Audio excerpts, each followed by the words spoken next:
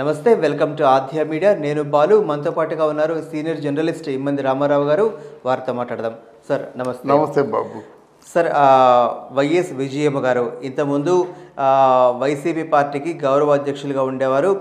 ఆ తర్వాత కాలంలో ఆమె కూతురు షర్మిల గారు పార్టీ పెట్టిన తర్వాత ఇక్కడ రాజీనామా చేసి అటు వెళ్ళి కూతురికి సపోర్టుగా ఉంటున్నటువంటి ఆమె హుటాహుటిన వచ్చి మళ్ళా ఆంధ్రప్రదేశ్ యొక్క గౌరవ సలహాదారులైనటువంటి సజ్జల రామకృష్ణారెడ్డి గారిని కలిసినట్టుగా ఒక వార్తలు. అయితే ఆయన ఇంట్లో లేరు, సంథింగ్ కారణాలు ఏవైనా కానీ ఎందుకు కొడుకుని కాదని చెప్పేసి ఆయన దగ్గరికి ఎందుకు వెళ్ళినట్టు, ఇది పెద్ద హాట్ టాపిక్గా ఉంది ఇప్పుడు ఇండస్ట్రీలో.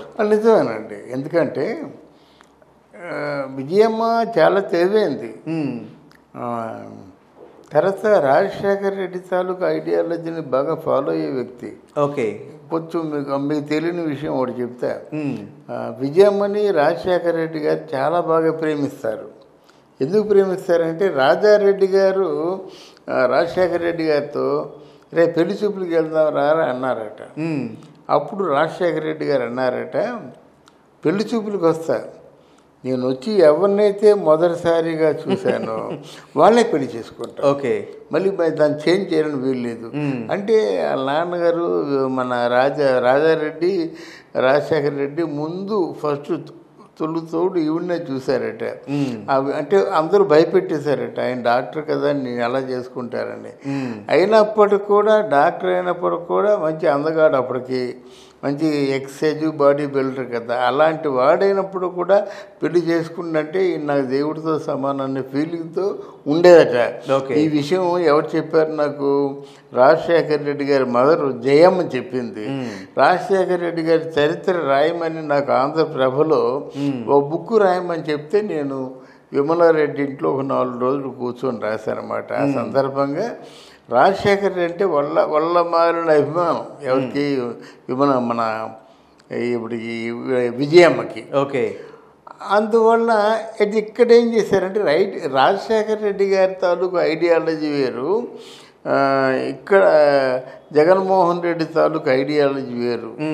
ఇప్పుడు జగన్మోహన్ రెడ్డి గారు తల్లి మీద చెల్లి మీద అంటే అగ్నిహోత్రుడైపోయి ఉన్నాడు. ఓకే, ఎందుకంటే సిబిఐ వ్యక్తపరిచిన విధంగా ఆలోచిస్తే అజ్ఞాత సాక్షి ఎవరైనా ఉన్నారంటే ప్రధానమైన సాక్షి షర్మిలమ్మ అన్నారు. ఓకే, అదొకటి కొంచెం ఆయన తట్టుకోలేని పరిస్థితి. రెండోది ప్రాపర్టీస్ గురించి మాట్లాడాలంటే నువ్వు వస్తావు, నేను ఉంటాను, ఇద్దరు మాట్లాడుకుంటాం అంతే. లేకపోతే షర్మిల వస్తుంది, షర్మిల నువ్వు వస్తావు, నేను భారత ఉంటా, మాట్లాడుకుంటాం. అంతేగాని మూడో వ్యక్తి దగ్గరికి వెళ్ళిపోయి ఈ ప్రాపర్టీస్ కోసం మాట్లాడవలసిన అవసరం ఏమొచ్చింది? ఇప్పటికే నా పరువు పోయింది, నా పరువు చెడగొట్టాలని నీ ఉద్దేశం అనేటువంటి ఒక ఉగ్ర రూపంతో ఉన్నాడన్నమాట. ఇది ఇక పోయినట్టయితే ఒకవేళ ఆ రోజు అదృష్టవశాత్తు సజ్జల లేడు, ఉంటే మాత్రం ఏం చెప్తాడు? మీకేం చెప్పగలమ్మా, మేమేం చెప్పలేం కదా, మీ కొడుకు మీరు ఏమంటే ఆయన కాదంటాడు అంటాడు. అంతే కదా, మీ కొడుకు కనుక ఆయన ఏమంటే మీరు కాదంటారు. అది లోపాయకారంగా మీరు మాట్లాడుకోవాల్సింది. కానీ మాలాంటి వాళ్ళని మధ్యలో మేము మాట్లాడలేము. అయితే ఇక్కడ చర్చ దేనికి వస్తుందంటే విజయం లాంటి వాళ్ళు ఇట్లా చిటికేస్తే రావాల్సిన వ్యక్తి సజ్జల గారు. సో ఆయన ఇంటికి ఏం వెళ్ళింది, అది కూడా ఆయన లేనప్పుడు పోయి లేరు, లేకపోతే ముందుగా ఇంటిమేషన్ ఇవ్వటము, లేకపోతే అమ్మ నేను సో ప్లేస్లో ఉన్నాను వస్తానని, ఇది ఏం లేదు. వచ్చారు, ఆయన లేరు, మళ్ళీ వెళ్ళిపోయారు. సో దీన్ని ఎట్లా చూడాలంటారు? అంటే దీనికంటే విజయమ్మ మాత్రం ప్రాపర్గా ఆలోచించడం లేదు. మొన్న తెలంగాణ పోలీసులు తెలంగాణ వాళ్ళు కొంచెం జాలి చూపించారు కనుక సరిపోయింది కానండి. అలా పోలీసుని పట్టుకొని టపా టపా టపా టపా లెఫ్ట్ హ్యాండ్ రైట్ వాయించేసిందంటే ఇమ్మీడియట్గా యూనిఫామ్లో ఉండే పోలీసుని కొట్టినట్టు ఎంత పెద్ద పనిష్మెంట్ ఏంటది, ఎంత పెద్ద శిక్ష వేయాలి, అంత పెద్ద తప్పు చేయొచ్చా? బీయింగ్ ఒక ముఖ్యమంత్రి భారీగా ఉంటూ ఆయన ముఖ్యమంత్రిగా ఉంటుండగా ఎన్ని అనుభవాలు, ఎన్ని పనిష్మెంట్లు కళ్ళారా చూసుంటావు. చూసినప్పుడు కూడా ఇంత అంటే అజ్ఞానంగా ప్రవర్తించినట్టయితే నీ గురించి ఏమనుకుంటారు?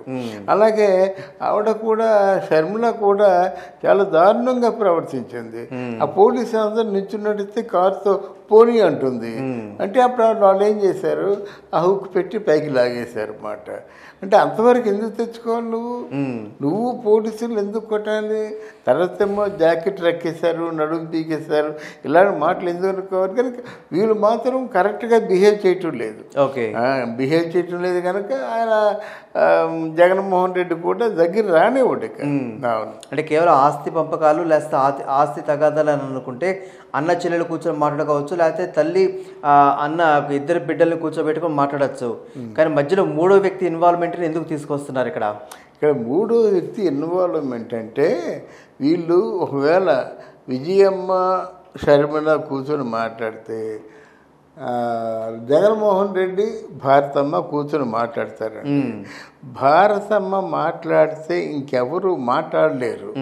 ఆవిడదంతా చాలా కట్ అండ్ రైట్గా ఉంటుందన్నమాట.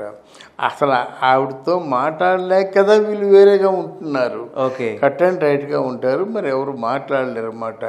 ఆవిడ దగ్గరికి వెళ్ళి మాట్లాడే బదులు పార్టీలో ఎవరైనా కొంచెం జెంటిల్మెన్ లాంటి వాడు ఉన్నట్టయితే మాట్లాడదామని అనుకున్నారు, వెళ్ళిందన్నమాట. జెంటిల్మెన్ కాదు, జెంటిల్మెన్లా కనిపించే ఒక వ్యక్తి, జెంటిల్మెన్ ముసుగులో కనిపిస్తున్న వ్యక్తి అన్నమాట. ఈరోజు వైసీపీ పార్టీ కానీ జగన్మోహన్ రెడ్డి కానీ ఇంత దిగజారిపోయాడంటే దానికి కారణం కేవలం సజ్జల. అది విషయం అన్నమాట. అయితే ఇంత తతంగం జరిగిన తర్వాత ఖచ్చితంగా తాడేపల్లి ప్యాలెస్కి ఇన్ఫర్మేషన్ వెళ్తుంది. రేపు పొద్దున కొడుకు నన్ను ఏమైనా అడుగుతాడో, లేకపోతే నన్ను తప్పుపడతారా అన్న ఇది కానీ, లేకపోతే నన్ను కలవకుండా సజ్జలు ఎందుకు కలిసావని చెప్పేసి జగన్మోహన్ రెడ్డి అనుకునే అవకాశం లేదంటారా? లేదు. జగన్మోహన్ రెడ్డి తాలూకు ఆ నేచరు, ఆ మూడు వీళ్ళు గమనించినట్టయితే ఆయన కోపం వస్తే సూటిగా అడిగాడు, ఒక చిన్న నవ్వు నవ్వుతాడు. ఆ నవ్వులోనూ మొత్తం అంతా వ్యానిష్డ్, తుడిచిపెట్టుకుపోతుంది అన్నమాట. అయితే నేను ఆయన్ని గత 4 సంవత్సరాలు బట్టి ఈ కార్యాచరణ కానీ ఆయన తాలూకు ఇన్సిడెంట్స్ అన్నింటినీ ఎలాగ ఫేస్ చేస్తున్నాడు ఆలోచిస్తే, ఇలా మిమ్మల్ని అమ్మనా బూతులు తిట్టారంటే ఒక నవ్వు అవుతాడు, అంతే, అయిపోయాడు అక్కడ. అలా అన్నమాట. అందువల్ల జగన్మోహన్ రెడ్డి మటుకు తల్లి మీద కానీ చెల్లి మీద కానీ ఏదైనా కొంచెం రియాక్ట్ అయ్యారనుకోండి, ప్రత్యర్థులు దాన్ని ఏమో అలుసుగా తీసుకుంటారన్నమాట. ఆయన ఇప్పుడు బాగా వణుకుపోతున్న దేనికంటే తెలుగుదేశం పార్టీ డెఫినెట్గా గెలుస్తుంది అనేటువంటి ఒక ఆలోచనలో రావడం, తర్వాత జనసేన పార్టీ గతంలో కంటే బాగా పుంజుకుందనేటువంటి ఒక సమాచారం ఒకటి ఆయన రావడం, కనుక కొంచెం ఆయన ఎవరు ఆయన పార్టీని ఆయనే కాపాడుకోవాలి. ఒకవేళ బీజేపీ పార్టీ కాపాడుకుంటుంది అనుకుంటే ఎలక్షన్ కమిషన్ ఒప్పుకోదు. ఇంత ముందులా మాత్రం ఉండదు. అయితే ఇప్పుడు ఎంత అట్టహాసంగా షర్మిలకి ఆస్తుల పంపకాల గురించి ఎందుకు అంత తొందర వచ్చిందంటే, కూడా ఆస్తి పంపకాల కోసమే సజ్జలను కలిసిన సందర్భం అయితే ఇప్పుడు అంత తొందరగా ఎందుకు ఆస్తి పంపకాల గురించి అవసరం వచ్చింది? తన పార్టీకి డబ్బుల కోసం అనుకోవచ్చు అంటారా, లేకపోతే ఇంకా వేరే కారణం ఏదైనా ఉండొచ్చు అంటారా? పార్టీకి డబ్బుల కోసం బోర్డు వస్తుంది కదండి.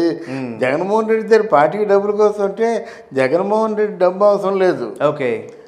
అవసరం లేదు. ఆయన ఫండింగ్ చేసేవాళ్ళు చాలా మంది ఉన్నారు. షర్మిలకి జగన్మోహన్ రెడ్డికి. షర్మిల కంటే ఎవడు ఇవ్వదానికి ఎందుకు దండగా, ఇవ్వదానికి ఎందుకు? Sharmila is a toy in the hands of అంటే సమ్ ఆఫ్ ద జెంటిల్మెన్.